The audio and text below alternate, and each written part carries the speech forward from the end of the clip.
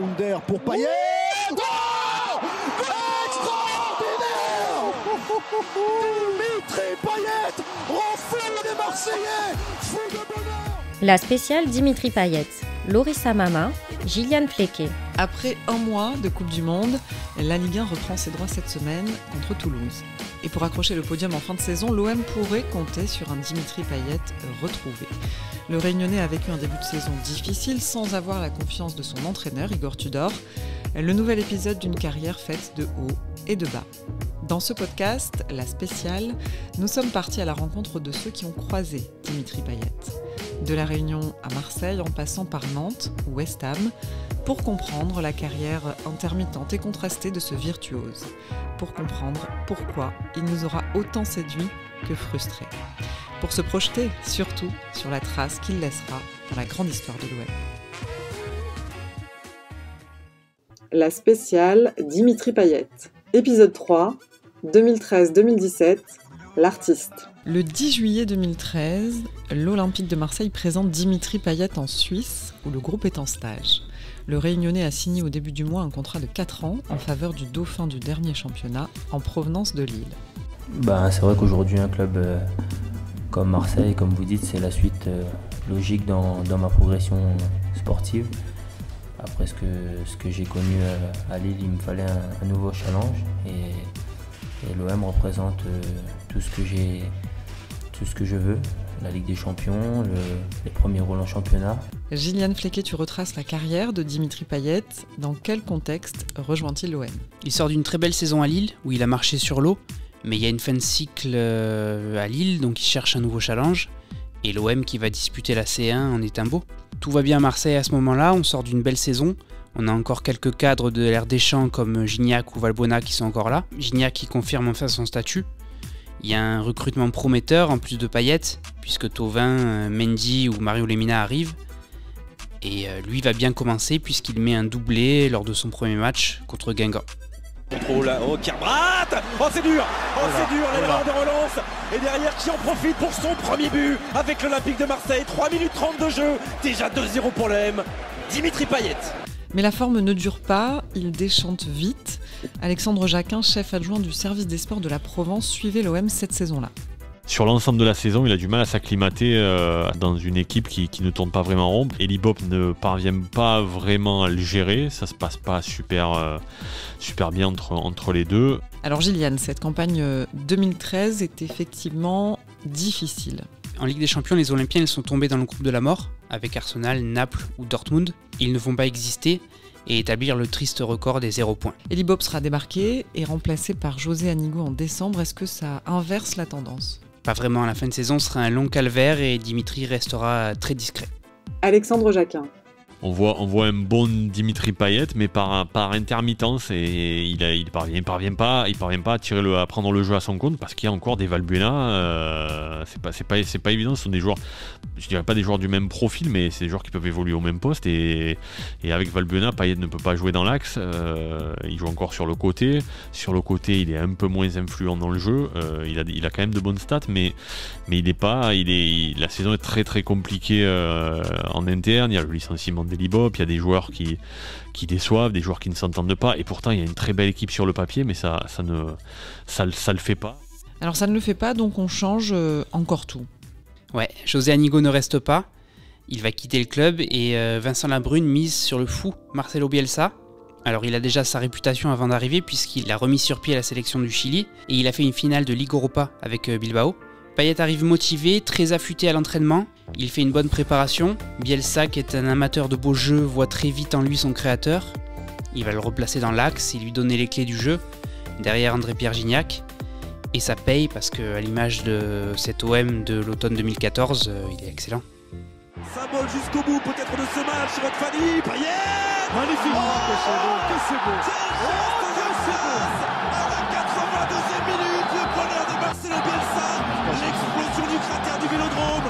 Ce soir, il aura été passeur décisif, il aura été aussi buteur. Et ce geste est absolument génial de Payet. Quel contrôle. Au bout de l'effort, Marseille Marseille va s'imposer 3-1. On va écouter Marcelo Bielsa, interrogé à l'époque sur le rôle de Dimitri Payet, et Abdelaziz Barada, olympien également et joker de Payet, sur la relation entre le meneur et son coach. Pour résumer ce que j'attends de lui, c'est suffisant de regarder ce qu'il apporte à la construction du jeu de l'équipe. C'est un joueur complet, parce qu'il n'a pas de problème de profil. C'est quelqu'un qui fait de très très bonnes passes. Les trois secteurs du jeu, droite, gauche, centre, il est très commode dans chacun des trois. Il a une capacité de débordement quand il joue sur les côtés. Il a une capacité de tir à mi-distance et il arrive à choisir les secteurs du but où il veut tirer. Il ne tire pas comme ça seulement au but. C'est un joueur dynamique et qui participe. Et avec toutes ces caractéristiques, il peut jouer dans n'importe quelle place de l'attaque. Et moi, je l'ai placé ici en articulant le jeu avec ses collègues. Dimitri, il était très à l'aise avec Marcelo. C'est-à-dire que Marcelo lui donnait les clés du jeu et il avait la chance d'être entouré par d'excellents joueurs comme Dédé Gignac, comme Flo Thauvin, comme Dédé Ayou. Donc ça aide aussi. Et puis c'est vrai que ça aide aussi à avoir un entraîneur qui te donne sa confiance. Et il en a profité pour faire de magnifiques choses. Il a eu des statistiques qu'il n'a pas eu de nombreuses saisons. Donc je pense que la saison 2014-2015 a été une saison très réussie de sa part. Et on en a tous profité. Il y a tout de même des tensions, Gilliane, entre ces deux gros caractères. Bielsa est connu pour son exigence, en match et à l'entraînement. Et Payet reste Payet avec les jours où il n'a pas envie. Donc il y aura quelques clashs. L'un qui avait été filmé par les caméras d'Objective Match, où il reproche à Payet de s'arrêter de jouer parce que Doria et Batshuayi sont à terre. Et l'autre en décembre, juste avant la trêve, où il trouve que le groupe manque d'implication. Et il va sortir Payet, il est invité à partir en vacances 3 jours avant les autres. Et il ne sera pas dans le groupe contre Lille pour le dernier match du mois de décembre. Abdelaziz Barada. Rien de méchant, on connaît les deux caractères, pas laisser attendre. Ça s'est passé une ou deux fois dans la saison où l'un donne des consignes et l'autre fonctionne un peu à les faire. Donc ça a énervé un petit peu le coach qui le renvoie au vestiaire. D'ailleurs, ça a fait un petit peu le tour des journaux et puis 3 jours après, l'histoire était réglée. Et Dimitri Payet racontait lui-même cette relation particulière avec son coach sur SFR Sport en 2016. Le jour, il est arrivé, il m'a dit « Toi, ça va être tous les jours, je vais pas te lâcher ». Et je l'ai vu, dès que je l'ai relâché une fois, il m'a pas pris dans le groupe, il m'a envoyé en vacances. Donc il a compris ce qu'il me fallait et il a su le faire, mais sans être trop dur, en étant toujours juste. Mais comme souvent avec Marcelo Bielsa, la deuxième partie de saison sera plus compliquée. Il y a les faits de jeu défavorables, pas mal d'erreurs d'arbitrage qui désavantagent l'OM sur cette phase retour. Il y a la fatigue, les blessures, ce qui fait que oui, les Olympiens, ils n'arrivent plus à enchaîner. Ils seront quand même dans la discussion pour le titre jusqu'à un OM PSG en avril dans un vélodrome absolument incandescent. Mais ils perdent ce match et ils vont s'effondrer en fin de saison et terminer 4e. Mais pour Abdelaziz Barada, ce n'est pas particulièrement la faute de Dimitri Payet. Je pense que Dimitri a très bien fait son job durant toute l'année entière. Il a très peu été blessé. Qu'à la fin, jusqu'au dernier match, il était là, claquait des buts, à se donner à fond. Il faisait son maximum pour ramener justement l'OM au sommet. Et malheureusement, le football, c'est un sport qui joue en équipe à 11 et pas tout seul. Donc, il en a fait les frais à terminer à la 4e place sur cette saison-là. Alors l'OM n'a pas réussi à se qualifier pour la Ligue des Champions pour la 2e année consécutive et ça va un peu plomber les finances, Gilliane. Ouais, surtout que la direction fait tout pour prolonger Bielsa, qui malgré sa non-qualification en C1 vit une histoire d'amour avec les supporters. Il est très très apprécié. Et pour compenser, on va regarder de près les offres qui arrivent pour les joueurs qui peuvent rapporter un peu d'argent, à commencer par Payet et Thauvin. Et on va les céder à des acheteurs peu prestigieux, puisque le premier part à West Ham et le second à Newcastle. Alexandre Jacquin. Il n'est pas spécialement partant. Il se serait bien vu rester une saison de plus parce qu'il adore Marseille. Sa famille adore Marseille. Sa famille n'était pas très chaude à l'idée de quitter Marseille pour aller en Angleterre. L'offre arrive. C'est clairement l'OM et Vincent Labrune qui qui lui explique qu'il est temps de s'en aller et qu'il est temps de faire autre chose dans sa carrière pour que l'OM récupère un peu de cash dans les caisses qui étaient désespérément vides. Et d'ailleurs, ce sera la même chose pour Florian Thauvin, qui lui partira à Newcastle quelques semaines plus tard. Il doit partir, mais il a véritablement passé un cap. En fait, il a enfin trouvé comment être au niveau de son potentiel. Bielsa, il a montré à ses futurs coachs comment l'utiliser au mieux sur le terrain, c'est-à-dire dans l'axe. Et c'est ce que feront notamment Garcia et Sampaoli. Et il s'est montré à lui-même à quel point il pouvait être fort s'il était exigeant avec lui-même. Et sa saison suivante à West Ham sera fabuleuse. Londres, 2015. Habitué à un vélodrome en fusion, la saison précédente, Dimitri Payet arrive dans une équipe très populaire d'outre-Manche. Club historique de la banlieue de Londres, West Ham a peu de trophées, mais beaucoup de supporters qui font du Boleyn Ground l'un des stades les plus chauds d'Angleterre. Mais Gillian, quelle est la situation sportive ? Alors en fait, les Hammers, ils se sont battus pour le maintien la saison précédente. Et là, ils recrutent Slaven Bilic, ancien grand joueur croate et ex-sélectionneur de la Croatie. Alors Slaven Bilic, il arrive avec son fidèle adjoint Nikola Jurcevic, que tu as retrouvé, et qui nous explique ce qu'il attendait de Dimitri Payet. On savait que c'était un joueur doué techniquement, qu'il avait d'excellentes qualités. Il ressemblait à un joueur de five avec de l'imagination, de la créativité. Et pour nous, la seule question, c'était de savoir comment il allait s'adapter en Première Ligue pour sa première saison, dans un championnat plus dur physiquement.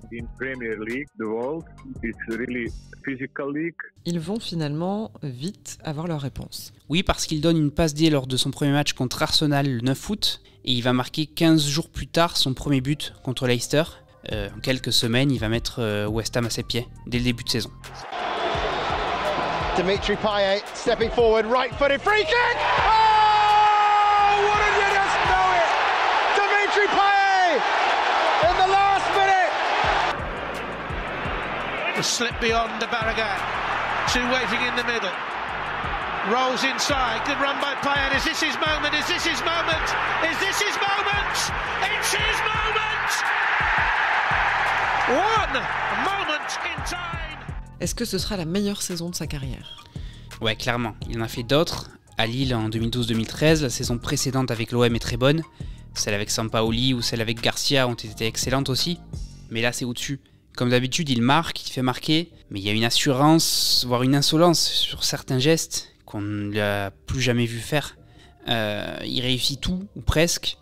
On a l'impression qu'il rentre pour faire mal à ses adversaires, faire le show, donner du bonheur aux gens. Et quand on regarde des compilations de cette saison, on peut se demander comment ce joueur n'a pas gagné un ballon d'or un jour dans sa vie. Et Vincent Magnier, qui a réalisé un documentaire sur lui à l'époque nantaise, n'a jamais arrêté de le suivre. Il est bien sûr sous le charme. C'est limite un artiste. T'avais pas l'impression de voir un joueur de foot. C'était bon, allez, il nous faut maintenant un beau but là pour émerveiller tous les Anglais. Allez, on sort Dimitri, vas-y, bah tiens, t'as un coup franc, vas-y, voilà, merci, au revoir. Comme les supporters qui vont lui dédier une chanson, We've Got Dimitri Payet.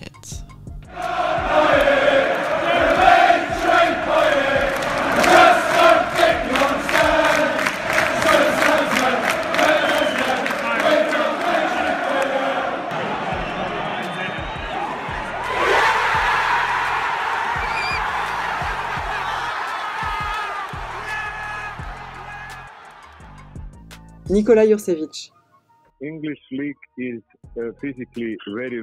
La ligue anglaise est physiquement très dure et dans la première ligue, on ne voit pas beaucoup de joueurs avec de l'imagination et de la technique comme Dimitri Payet. Les fans reconnaissaient ses qualités, ils reconnaissaient qu'il donnait beaucoup pour West Ham et ils ont fait une chanson pour lui. Cela montre que Dimitri Payet était très important pour West Ham et très important pour les fans. Gillian, comment se termine cette saison ? Ils vont finir à la 6e place, devant des équipes comme Liverpool ou Chelsea. On parle d'un club riche, mais sportivement pas armé pour jouer les premiers rôles, donc c'est plutôt un bon classement. Et Payet, lui, va recevoir plusieurs distinctions individuelles. Il est nommé dans le 11 type de PL, nommé pour être le meilleur joueur. Bon, il ne le gagnera pas, par contre, il va gagner le titre de meilleur londonien, meilleur joueur des 6 clubs de Londres, en fait. Et enfin, il va se classer à la 17e place du Ballon d'Or, fin 2016, donc parmi les 30 meilleurs joueurs du monde. Alors si tout va bien sportivement, son épanouissement personnel à Londres est plus difficile qu'à Marseille. Ouais, la famille Payet et particulièrement son épouse a un peu le mal du pays. Et à 1000 km de là, au même moment, il y a beaucoup de choses qui sont en train de changer à Marseille. Margarita Louis-Dreyfus a cédé le club à Franck McCourt, qui a installé Jacques-Henri Hérault comme président et Rudy Garcia sur le banc. Et là, ils vont tenter un incroyable coup. Alexandre Jacquin, chef adjoint du service des sports de la Provence et suiveur de l'OM, nous le raconte.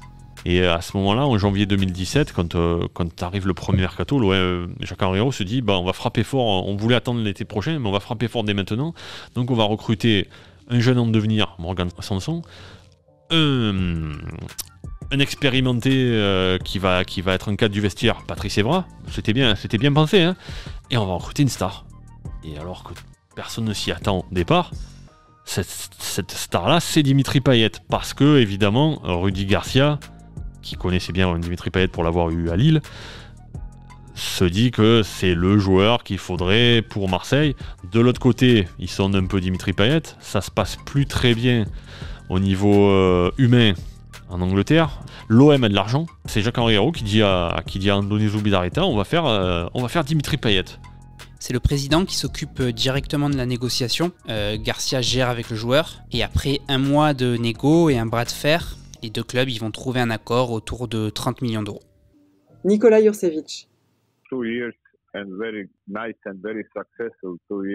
C'était 2 belles années de vrai succès, 2 années où Dimitri Payet était le meilleur joueur de West Ham et tous les clubs l'aimaient. Mais pour raisons personnelles, il voulait changer de club et partir à l'OM.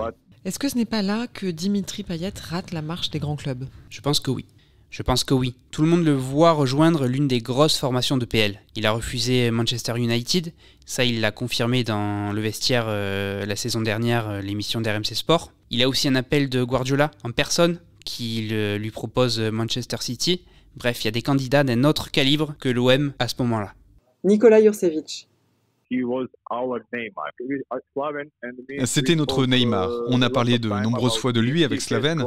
On pensait qu'il avait les qualités pour jouer dans tous les grands clubs, comme Manchester United, Manchester City ou Chelsea, dans tous les grands clubs d'Europe. Il avait absolument les qualités pour. Mais il adorait Marseille, c'était son club, sa ville. La spéciale Dimitri Payet, le nouveau podcast OM de la Provence, signé Gillian Flequet, est présenté par Loris Amama.